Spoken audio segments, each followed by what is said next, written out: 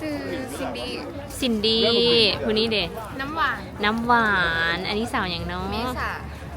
แล้วก็มีมะม่วงมัน ทั้งงามทั้งจิตใจทั้งหน้าตางามหลาย เด้อเขาจีแล้วเด้เขาจีมาแล้วใ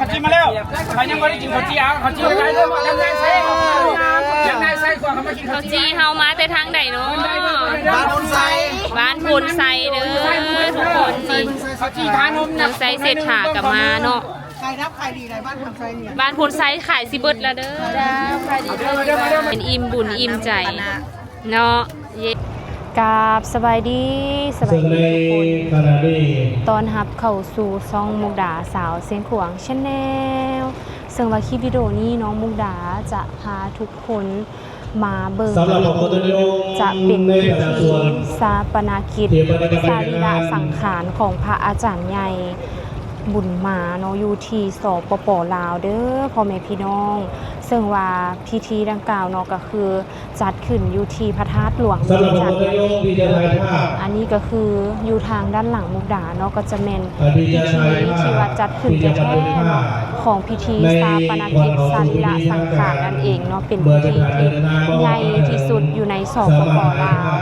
มุกดาจะพาทุกคนมาเบิ่งภาพบรรยากาศอยู่ทางด้านหลังของมุกดาเนาะก็คือจะมีพิธีที่ว่าจะจัดขึ้นในอีกบ่พอเท่าใดนาทีซึ่งว่าเพิ่นจัดขึ้นอยู่ที่เดินพระธาตุหลวงเวียงจันทน์นั่นเองเด้อทุกคนนี่เพิ่นจัดขึ้นอยู่ที่เดินพระธาตุหลวงเวียงจันทน์เนี่ยอยู่ฝากนี้ก็คือจะเป็นอีกหนึ่งพิธีที่ว่าเป็นชาปนกิจสรีระสังขารของพระอาจารย์ใหญ่นั่นเองแล้วที่สำคัญไปกว่านั้นเนาะมื้อนี้อากาศค่อนข้างที่จะร้อนแล้วก็มีลมเฮาก็มารอลุ้นนำกันว่าจะมีลมฝนตกบ่หรือว่าจะเป็นจังไดเนาะแล้วอยู่ทางด้านหน้านั่นเองก็จะมีการนำอย่างต่างๆเนาะเพิ่นจะนั่งอยู่บนนี้นั่นเองเด้อทุกคนและอยู่ทางด้านฝากนั้นก็จะแม่นประชาชนคนทั่วไปที่ว่าเพิ่นจะมาสักการะบูชานั่นเองซึ่งว่าเป็นพระอาจารย์ใหญ่ที่ว่าเพิ่นจัดแบบใหญ่อยู่ในสปป.ลาวอยู่ที่เดินพระธาตุหลวงเวียงจันทน์ก็จะมีโรงทานจะมีอีหยังต่างๆและจะมีพิธีและจะมีการถ่ายทอดสดนํกันอีกเนาะมุกดาก็จะแอบถ่ายภาพบรรยากาศให้กับทุกๆคนได้เบิ่งไปนํกันเด้อทุกคนและฝากนี้เนาะก็จะเป็นกำลังปฏิบัติหน้าที่ในแต่ละส่วน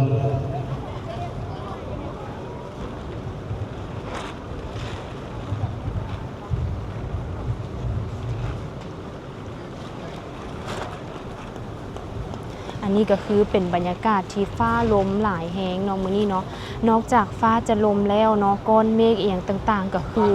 ก้อนเมฆหลายแหงแล้วก็ทุกคนที่ว่าเข้ามาต้องนุ่งสุดขาวทุกคนโดยเฉพาะในภาคอากาศในวันนี้จะมีสภาพที่แปรเปลี่ยนอันนี้ก็สิเป็นสาวหนุ่มเนาะทุกคนสาวหนุ่มลาวที่ว่ามารับใช้ภายในงานและนี่ก็จะเป็นไอ้ตำรวจแล้วก็รถแอมบูลังตัวนี้จะเป็นรถแอมบูลังมารอท่าว่าไผเป็นล้มเป็นยายนั่นเองเด้อพี่น้องนี่อันนี้ก็จะเป็นน้องๆคณะสาวหนุ่มนั่นเองเนาะที่แต่ละส่วนจะได้มอบหมาย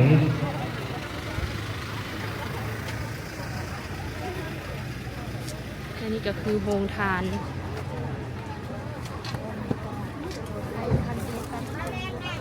I want to drink ขอน้ำแดงนี่อะไรเดี๋ยวจะได้ฮูบใช่ไหมโดยเอาบุญบางทีกินขอบใจเด้อมาจากซ่องไหนเนาะโดยอันนี้ซ่องมุกดาชาแนลเด้อสบายดีมีแต่ผู้งามๆทักใจบุญนำมาแต่วังใดหันมาแต่เศร้าแต่เช้าแต่7 โมงเช้าจนฮอดตอนนี้ฮอดหลายบ่ฮ้อนกะอดเพื่อจะได้บุญเนาะอ่อนซ้อนเด้จนพุ่นแหละจนพุ่นแล้วงานแม่นบ่มื้อนี้เนาะขอให้ได้บุญไปน้ำกันเด้อโดนวมกันเด้อขอได้บุญไปน้ำกันนี่เนาะสบายใจเด้ออีเมลเอ้ยในพุ่งสมหวังสมปรารถนาสิ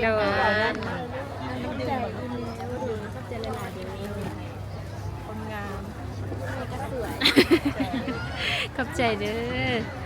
โอ้โหอ่อนซ้อนเด้ อยากได้เค้กเลยอยากได้น้ำแดงเลยกินเป๊ปซี่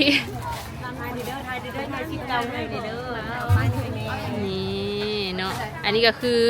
ซิดเก่าเศรษฐาเนาะนั่นเองเนาะทานนางเบียงสวรรค์เด้อ นางเวียงสวรรค์นี่เนาะนี่ โอ้ส่งไอ้น้องบอกส่งไอ้น้องบอกคือว่าหน้าคือกัน เจ้ามาให้ไหนนี่หว่า แม่น สิกล้าเป็นเมียน้องเพิ่นเป็น โอ หัวหน้าเพิ่นเป็น ้ยสวัสดีเด้อจังเป็นผู้ หัว งา หน้าธนา ม คารนี่ได้ โดย ผ่า วัน นนี้ เบิ่งอ่ะชื่อว่าอะไรติดอยู่หั่นหา เนาะท่านนางเบียงสวรรค์สิทธิ์เก่าเศรษฐานั่นเองเนาะมื้อนี้เพิ่นลงมาด้วยตัวเองเลยใส่สุดขาวมาเลยเนาะ ใจเด้อน้องๆ จังแม่นอิ่มบุญอิ่มใจ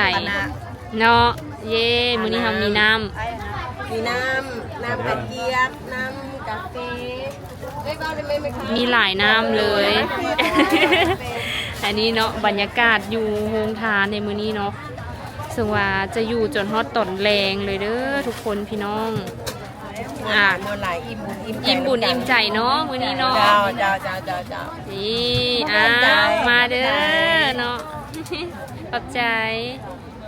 ไปโตไปเนาะอันนี้ก็คือจะเป็นโฮงทานป้าคนหลายแฮงที่กาแฟช่องที่ได้เอาอันนี้ อันนี้บ่กินบ่ได้แล้วอู้ทักทายเนาะอู้อันนี้คือน้องๆแบบสาวหนุ่มเนาะทุกคนเนาะทักทายสบายดีแซ่บบ่แซ่บแฮงเนาะมื้อนี้มาแต่เช้าแม่นบ่หรือว่ามาตอนจักโมงเฮาจะอยู่ฮอดจักโมงนี่เฮาเฮ็ดหน้าที่อีหยังแดมื้อนี้ ใหญ่น้ำให้แขก ใหญ่น้ำให้แขกได้ใหญ่แล้วบ่ ยัง จักหน่อยเนาะ เลยจะเป็นประมาณ2 โมง อ๋อว้ายช่องมุกดาชแนลเด้ออุ้ยทักทายสบายดี อันนี้ก็คือผู้นำพานำหน้าพาทางนั่นเองเด้อเนาะพี่น้องนี่โดยไปแล้ว Facebook ก็มีเป็นตะแพง มุกดาชแนลซื้อหยังผู้นี้ซื้อหยัง ชื่อซินดี้ ซินดี้ผู้นี้เด้ น้ำหวาน น้ำหวานอันนี้สาวอย่างเนาะ เมษา เมษามีแต่ผู้งามๆเดี๋ยวเด้อเดี๋ยวอย่าฟ้าไปตอนนี้เฮาเฮียนอยู่ห้องใดแล้ว ม.5 ม.5 เป็นสาวม.5 นั่นเองเด้อเนาะทุกคนเนาะมีแฟนกันแล้วว่ะมื้อนี้มางานนี้แต่ถามเป็นพิเศษเนาะพากันโสดแม่นบ่ โสดแล้ว สเปคเฮาเป็นแบบใด แบบใดก็ได้คุณดีก็พอ อุ้ยขอคนดีเนาะผู้นี้ หัวยังตี ฮะ นุ่มตี หนุ่มตีอย่างเดียวเข้มกับบ่เอาเนาะมักนิสัยแบบใดระหว่างคนที่ว่าธรรมดา แต่ว่าฮักเขาดีกับคนรวยแต่ว่านิสัยธรรมดาเขาเสี่ยวแบบใด ธรรมดาธรรมดี อุ้ย เป็นอย่างคือมักคนดี ก็ดี ย้อนว่าดีเห็นบ่โอ้แปลว่าผู้นี้ใจบุญเด้อใจบุญใจดีสมมาอยู่วัดอีหลีแล้วผู้นี้เด้สเปคเขาเป็นแบบใด ผิวแทน ต้องผิวแทนต้องไทยแบบยุโรปบ่เฮามีแบบตั้งสเปคไว้บ่ หนุ่มบราซิลมาคนคิ้วเข้ม โอ้คนหนุ่มอาหรับต้องเข้าแล้วแหละเนาะพี่น้องอันนี้ก็คือสาวๆเนาะฝากคอนแทคไว้นำเนาะก็คือสาวๆทั้ง3คน Facebook เฮาแม่นหยังเนาะ น้ำหวานทิพสร น้ำหวานทิพโสดว้ายผู้ทั้งหลัง2คนกลับมาเนาะแล้ว ซินดี้ vs YL ซินดี้ vs เนาะทุกคนเดี๋ยวจะไปเซิร์ชแล้วก็จะขึ้นช่องให้แล้วผู้นี้เด้ เมษา BMN เมษา BMN เย้เนาะขอบใจน้องๆเด้อขอให้ปฏิบัติหน้าที่แบบว่าสุขดีมีไซเดอร์นี่เนาะคือน้องๆแบบสาวหนุ่มป้าหลายแหงทุกคนคือนอกจาก3คนนั้นแล้วเนาะก็คือนี่อันนี้เนาะทุกคนหลายแหงเนาะสาวน้อยก็ยังตกใจเนาะอันนี้ก็คือสาวน้อยที่ว่ามาน้ำกันเนาะสาวน้อยพาเลาะเลย โดยเดี๋ยวน้อยสิพาไปซ่อง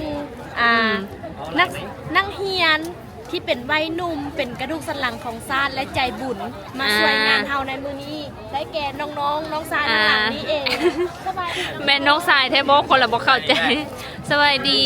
คนรอแนะนำตัวแน่ เขาเพื่อนนะครับบุตรมาจากนนท์สว่างอันนี้เป็นมูเฮา หมูเฮาหมดเลยเห็นบอกว้า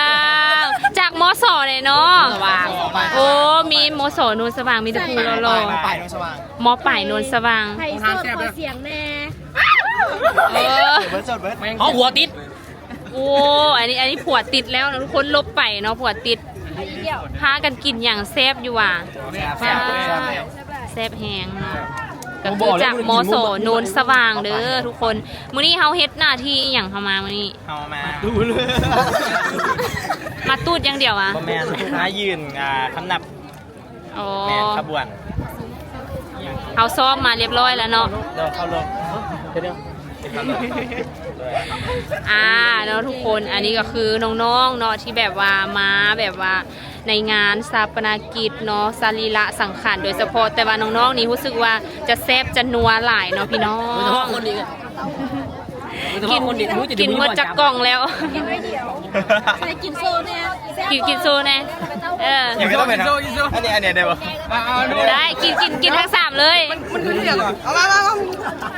งั้นอันหนึ่งสองสาม โอ้ยแม่นอะไรอันพวกเธอมานั่นใช่ไหมมาเคารพใช่ไหม ครับ แม่นแล้ว วันนี้มาเพื่อนกินเลย ไม่ได้สนใจกินเลย เนาะผู้ใดสนใจผู้ใดเนาะคอมเมนต์อยู่กล้องคอมเมนต์เลยเด้อทุกคนนี่ แล้วฝากต้องเลยว่ะ แล้วจะมาแท็กเนาะฝากไว้กันแล้วกันฝากเลยเริ่มเป็นซองใส่โชว์เลยนี่ทุกคนส่องติ๊กต็อกเนาะก็คือคมนั่นเองผู้นี้ส่องแล้วติดตามเป็นเกย์เด้อเพิ่นบอกเองนะ เพิ่นว่าเพิ่นติดผัวแหงหรือว่าผัวติดอันนี้ก็คือแคปชั่นเพิ่นเนาะอันนี้มสโนนสว่างผ่านไปเนาะพี่น้องเขาไปมองอื่นดีกว่านี่คือสาวๆเนาะสาวๆแล้วก็อันนี้ก็คือเป็นสาวน้อยเนาะ สบายดี อันนี้ก็คือโอ้เป็นตาแซ่บตานัวแหงเนาะขออนุญาตเด้อมอสอได้เด้อเนาะอันนี้ก็คือบรรยากาศอยู่ที่เดินพระธาตุหลวงเวียงจันทน์เฮาเองเนาะสบายดีคนสวยแมนอยู่บ่จ๊ะคนสวยหรือคนหล่อเอาไปแล้วเนาะบ่มาซ้ำ บ่มาให้สัมภาษณ์ซ้ำเบิดแล้วเนาะทุกคนเนาะข้าวจี้หวดนมก็มีเนาะพี่น้องอยากกินน้ำแดงอ่ะอันนี้ฉันจะทิ้งละขจีทานมเด้อ อันนี้ก็คือข้าวจี ทุกคนกลับมาทายแล้วพี่นา ข้าวจีทานมโอ้สบายดี ขจีเด้อปิ้งเข่าอยู่ทั้งกลาง ออนซอนเดย์สบายดี แล้วก็มีมะม่วงมัน ทั้งงามทั้งจิตใจทั้งหน้าตางามหลาย เด้อขจีแล้วเด้ขจีมาแล้วใครยังไม่ได้กินขจีเอาขจีไปเลยยังไงไส้ก่อนเขามากิน ข้าวจีเฮามาแต่ทางใดเนาะบ้านพลไซเด้อทุกคนนี่ ขจีทานม นางไซเศรษฐากับมาเนาะ ใครรับใครดีในบ้านพลไซเนี่ย บ้านพลไซขายสิเบิดแล้วเด้อ มาแม่ลูก เอาน้ำแดงขอน้ำแดงเด้อ นี่พายเขาโคกมาแล้วอันนั้น อันนี้ก็คือน้องเกี่ยมเนาะอันนี้คือบรรยากาศโฮงทานอยู่ที่เดินพระธาตุหลวงเวียงจันทน์เนาะ ไม่ฟาดหัวเด้อเราไม่ฟาดหัวเด้อไม่ฟาดหัวเด้อไม่ฟาดกับเจ้าเด้อ โอ้เมาเบิ้ลเลย อันนี้คือบรรยากาศโฮงทานในสปป.ลาวนะทุกคนนะจะเป็นประมาณนี้ จะให้เด็กน้อยนึงให้เด็กน้อยนึงนะ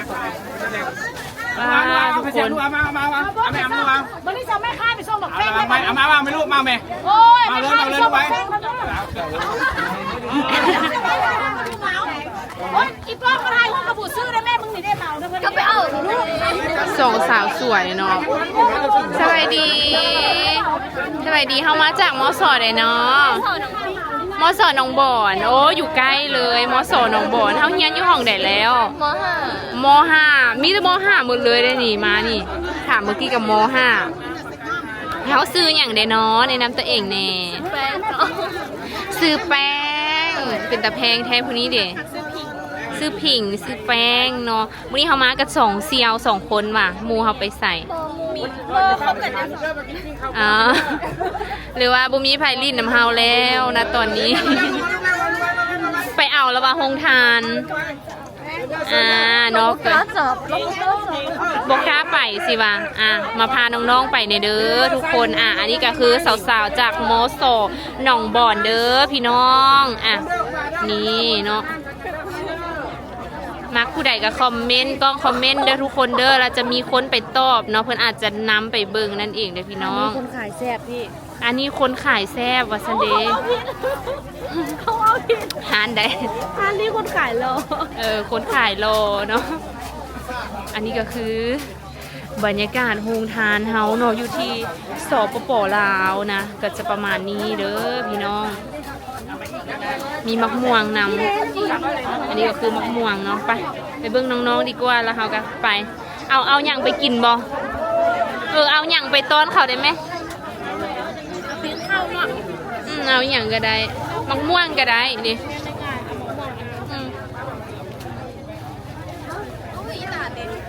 อันนี้ก็คือบรรยากาศอยู่โฮงทานอยู่ที่สปป.ลาวอยู่ที่เดินพระธาตุหลวง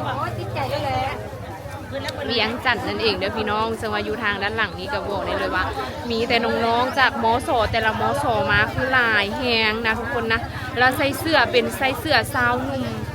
แบบว่าสมัยแบบอันนั้นเขาเคยใส่สิเนาะนี่คือน้องๆเนาะเขามาจากมส.เด้เนาะคุยมส.หนองบอนมีแต่ผู้งามๆพี่น้องเฮาคือบ่กินข้าวจีคือข้าเจ้าบ่ไปเอาก็ได้นี่ซื้ออย่างกันแน่ซื้อน้ำอิ่งเนาะทุกคนอันนี้ก็คือสาวเวียงจันทน์แท้ๆเด้อพี่น้องเด้อแม่นบ่เฮาอยู่บ้านใดอยู่พลตองเนาะผู้นี้กำลังกินแซ่บเนาะอันนี้ก็คือข้าวจีสปป.ลาวเด้อพี่น้องเด้อแซ่บแฮงบ่แซ่บแฮงเนาะมื้อนี้เพิ่นว่าเฮ็ดอีหยังบ่เฮ็ดค่อยมาโฮงทานอย่างเดียวตอนนี้ค่อยมายืนอยู่นี่อย่างเดียวความนำมาของแม่นบอกโอ้ยมานี่ จับเบิ่งอยู่ในมือฮะมาโชว์เบิ่งอยู่ในมือเบิ่งนี่สายตุ๊ดของเทใส่มาหาเอื้อยนี่นะเจ้าพาไปพวกสายตุ๊ดนี่รีวิวเลยอันนี้คือใส่ตุ๊ดเลยนี่ตัวร้ายเลยใส่ตุ๊ดของแท้ว่ะนี่บางนี่ตัวร้ายอิ่มทั้งท้องแล้วอิ่มทั้งมือใส่เบิ่งกระเป๋าเนี่ยกระเป๋าผู้ให้มี3มิลเด็กชิเบิ่งอ่ะอุยาเลยอันนี้เนาะก็คืออันนี้เฮามอสอเลยเนาะพี่น้องมอสอหนองบ่อนนี่นะสไตล์มอสอหนองบ่อนเด้อพี่น้องเด้อจับคนละถุงคนละเต้าเนาะไอ้กระเป๋าที่เต็มเลยน่ะด้วยฝากไว้ก็แล้วกันเนาะสำหรับมอสอหนองบ่อนมันอยากกดประมาณ100 เมตรนี่แหละเชื่อไหมน่ะบ่ได้เอ้ยเป็นนักข่าวได้เอ้ยมาเอาแท้ได้ไอ้มอสอหนองบ่อนต้องลงกวดเนาะต้องลงกวดมอสอหนองบ่อนด่วนไปทุกคนผ่านเนาะทุกอุปสรรคแต่ละมส.ก็คือเป็นน้องๆเนาะน้องๆม.ปลายคือหลายแห้งนะพี่น้องนะ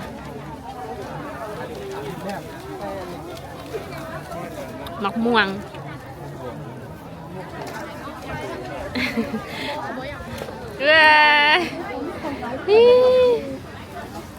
นี่ก็คือบรรยากาศเนาะอยู่ที่นี่น้ำเฮาจังเมนอันนั้นเนาะมาพ่อกันยังงามคือเก่าออนซอนเด้นี่มาอย่างจริงนี่คือโฮงทานเนาะพี่น้องเนาะผู้นี้คือจิมเมื่อยแหงเมื่อยว่าอีล่าเน็ตบ่ได้ฮะเน็ตบ่ได้ใช้เน็ตลักได้ลักเกาเด้อเนาะลักเกาต้องได้ปรับปรุงเด้อพี่น้องมักม่วงเฮามักม่วงน้องมักม่วงน้องเป็นหน่วยเลยคักเว้ยอันนี้เนาะก็คือสาวสาวหนุ่มลาวนั่นเองเด้อทุกคนที่มาในมื้อนี้เนาะน้อยเอาอย่างแน่ไปอันนี้ก็คือบรรยากาศอยู่ที่สปป.ลาวอยู่ที่เดินพระธาตุหลวงเวียงจันทน์ในงานสถาปนกิจสรีระสังขารของพระอาจารย์ใหญ่บุญมานั่นเองเด้อพี่น้องเด้อเป็นแบบว่าพิธีใหญ่หลายละมวลชนเพิ่นกำลังหลั่งไหลเข้ามาอยู่ภาคซ้ายคือหลายแห้งนะพี่น้องนะนี่ภาคซ้ายนี่เนี่ยนี่ก็คือมวลชนที่ว่าเข้ามาแล้วเพิ่นกำลังเคลื่อนสรีระสังขารเพิ่นเข้ามาอุ้ยแสงอีหยัง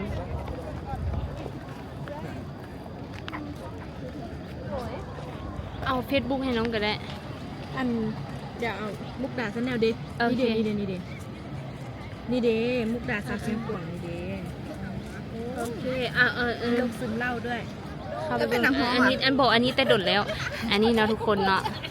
เปิดกำลังมาให้เอาพิมพ์ซ่องหรือว่าอัน YouTube โอเค เข้าใจ ฝากติดตามไว้เด้อได้Subscribeไป2 คนนั่นเองเนาะพี่น้องคุณยาย อันนี้คอยไปทั่วเลยแบบนี้